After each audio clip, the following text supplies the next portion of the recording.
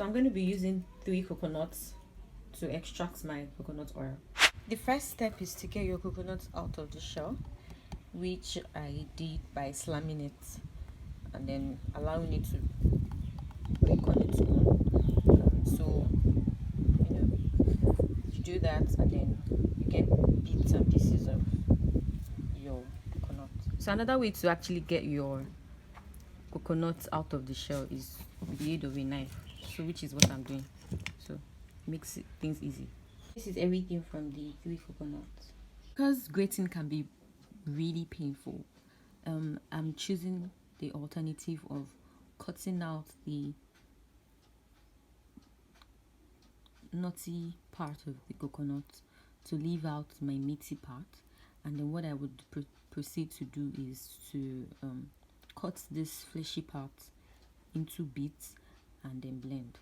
This is the result of the meaty part of the coconut that I've been cutting for a while now. So what I do is I scrape out the dark side and then I cut in bits. So I'm about to blend. After cutting, it took me about 4 hours to get this done. So I'm gonna add a little water to this and then get my coconut oil. This is the process of blending to get my coconut oil. So this is the end result after blending. I would have to still sieve and then try and get out as much coconut oil from the leftovers. So this is the process of extracting the milk from the shaft.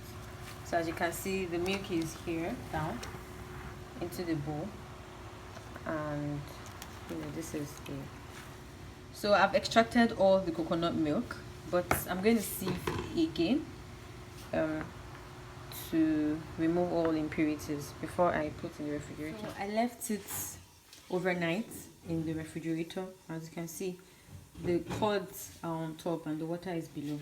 So I'm transferring them into the frying pan for frying. So this is on low heat.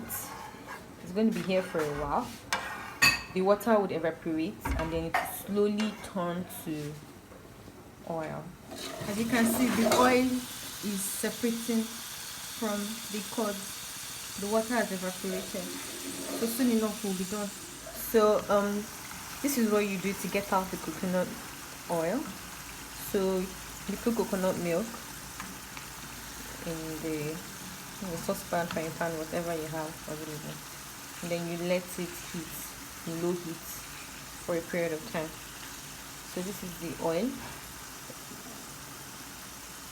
This might still have to eat for a while, till it turns brown, until all the oil has been sieved out of it. So this is my oil, coconut oil. I'm going to leave it for a while so it can cool, and then I repackage it into a container. So after doing my first batch and second batch, I allowed the oil to cool for a while. I filtered to remove any impurities, and this is what all the oil I got from the 2 batches, from the 3 coconuts that I used in extraction.